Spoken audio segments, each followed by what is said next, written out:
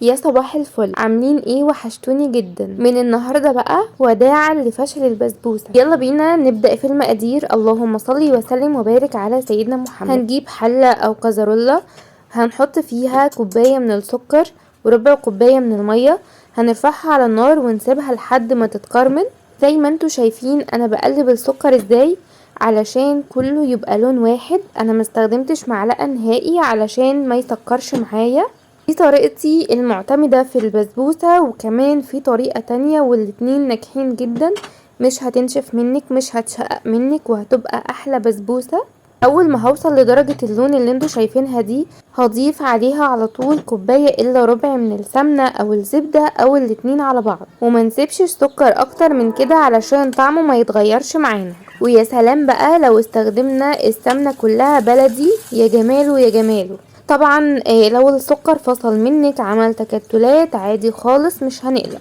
في المرحلة دي هنوطي شوية وهنضيف كوباية الا ربع من الحليب، وكمان الحليب بيبقى ساقع عادي من التلاجة. اول بقى ما السكر ما هيفك معانا وخلاص كله هيبقى خليط كده سايل، لو عمل تكتلات ممكن ان انتي تضربيه بالهاند بلندر.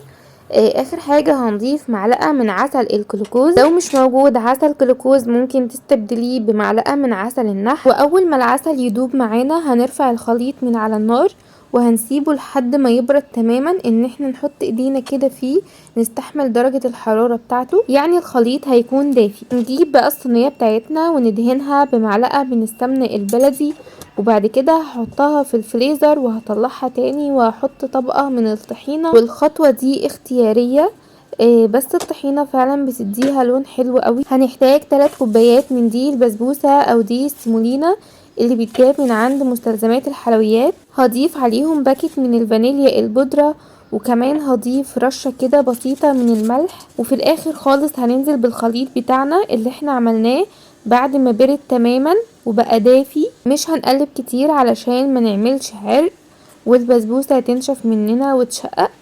انا بس يا دوبك ان انا بقلب كده ان المقادير تخش في بعضها، وبقلب بالراحة جدا، مش ان انا بعجن. طبعا انا ما كنتش لسه طلعت الصينية من الفريزر لما حطيت اول طبقة اللي هي السمنة.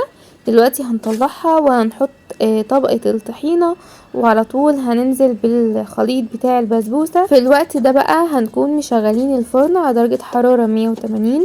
هنحط الصينية في الرف الوسطاني، واول ما هحط البسبوسة في الفرن على طول هنجهز الشربات بتاعنا.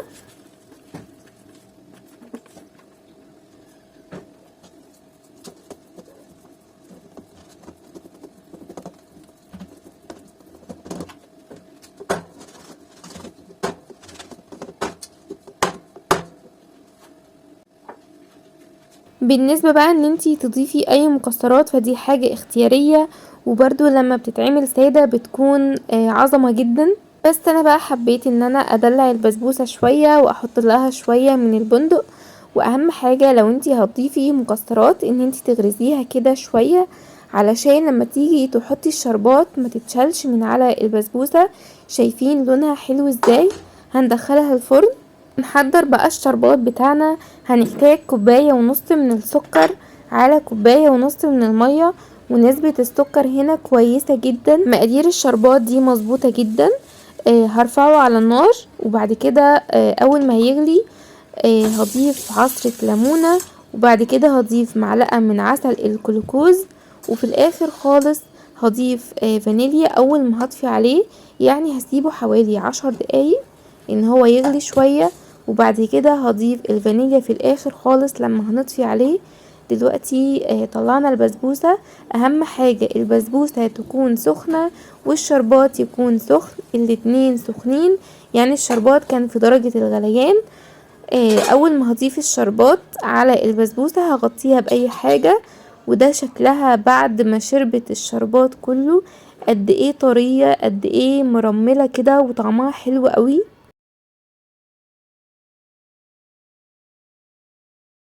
لو وصلتوا لحد هنا فضلا ما تنسوش الاشتراك في القناة. نورتوني وشرفتوني. اسيبكم في رعاية الله وحفظه، والسلام عليكم ورحمة الله وبركاته.